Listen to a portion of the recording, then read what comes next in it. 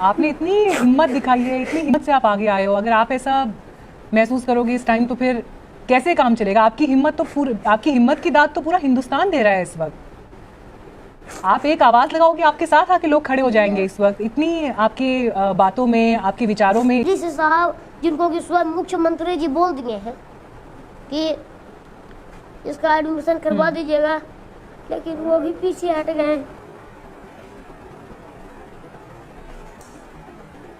आपके बारे में ये मालूम चला कि आप खुद बच्चों को पढ़ा भी रहे थे। करीब 30 के आसपास बच्चे ऐसे हैं जिनको आप पढ़ा रहे थे। आप तो खुद अभी इतने नन्हे हैं, छोटे हैं। आप उन बच्चों को क्या एजुकेशन दे रहे हैं इस टाइम पर?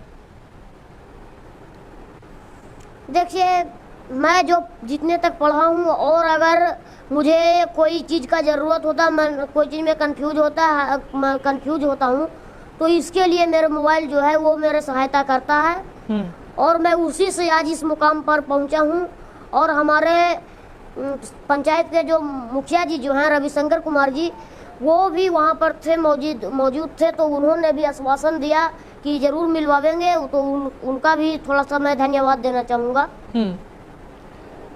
चलिए, हमारी शुभकामनाएं आपको, और उम्मीद यही कि आपने जिस तरह से अपने सवाल को मुख्यमंत्री के सामने रखा है, और उसके बाद चाहे आश्वासन हो या फिर जो लोग मदद के लिए आगे आ रहे हैं, आपकी जो लड़ाई है वो सही अंजाम तक जरूर पहुंचे और जल्द से जल्द इसके लिए इंतजाम हो, और आगे कभी किसी बच्चे को दोबारा ऐसे मुख्यमंत्री के सामने शिक्षा के लिए कम से कम गुहार ना लगानी पड़े। यही हमारी उम्मीद है। ये 1 मिनट हम ये बोलना चाहते हैं कि जैसे माननीय मुख्यमंत्री जी तो बोले थे कि डीडीसी साहब को कि एडमिशन करवा दीजिएगा। अभी बोलते हैं कि जो है 1 साल के लिए तुम ये क्या कहता, सरस्वती शिशु मंदिर में पढ़ो, और उसके बाद 6 के बाद अथी एग्जाम दे दो। अरे भाई, जब हमको ये करना ही रहता तो हम आपके तर क्या गोड़ लगने जाते? वो तो हमको भी पता था, कि आप वही बोलेंगे। लेकिन आपको हम क्या लग रहा है कि फिर आपने जो मांग उठाई, आपको लग रहा है पूरी नहीं होगी?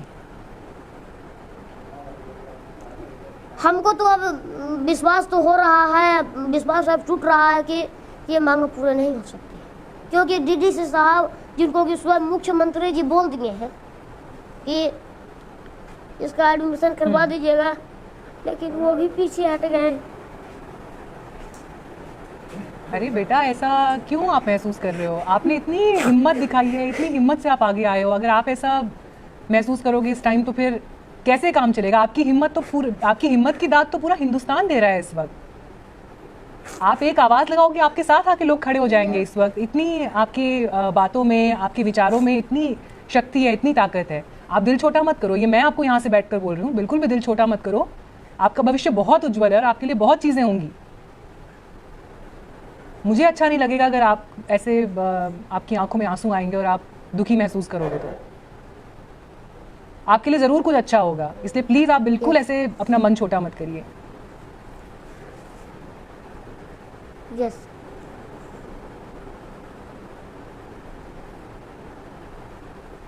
सब अच्छा होगा। यस। और मुझे ये उम्मीद है कि कम से कम इस वक्त जितने भी लोग देश में आपको सुन रहे हैं, वो सब भी ये महसूस कर रहे होंगे कि आपके अपने अंदर कितनी ताकत है। जो बच्चा सीधे मुख्यमंत्री के पास पहुंच गया, उसको शिक्षा से कौन रोक सकता है? ये आपका हक है। पहली बात तो होना ये चाहिए था कि आपको ये करने की जरूरत ना पड़े इस देश में। लेकिन फिर भी जो हिम्मत आपने दिखाई है, आपके लिए तो शिक्षा के दरवाजे जिस तरह से खुलेंगे, पूरा देश देखेगा उस चीज को। बिल्कुल दिल छोटा मत करो आप अपना। आपके साथ इंटरव्यू करने का मकसद आज ये था कि आपको देखकर देश में और कितने लोगों को इंस्पिरेशन मिलेगी, कितने लोगों को प्रेरणा मिलेगी। अच्छा, अब एक थोड़ा सा स्माइल करके दिखाओ फिर। अब ऐसे जाते जाते मैं ऐसे इंटरव्यू खत्म नहीं करूंगी, वरना कैमरे को देख के छोटा सा स्माइल। और मेरी तरफ से आपको बहुत बहुत बहुत, मैं क्या कहूँ, कंग्रेचुलेशन तो नहीं बोलूंगी, लेकिन सैल्यूट। मेरी तरफ से आपको सैल्यूट। आपके जैसे हिम्मत वाले लोग बहुत कम होते हैं इस दुनिया में। और आपकी इस लड़ाई में हम आपके साथ हैं। कोई नहीं सुनेगा तो हम आपकी आवाज आके लेकर जाएंगे। जिस दिन आप फोन करेंगे कि आपकी बात किसी ने नहीं सुनी, आपकी आवाज हम आके लेके जाएंगे।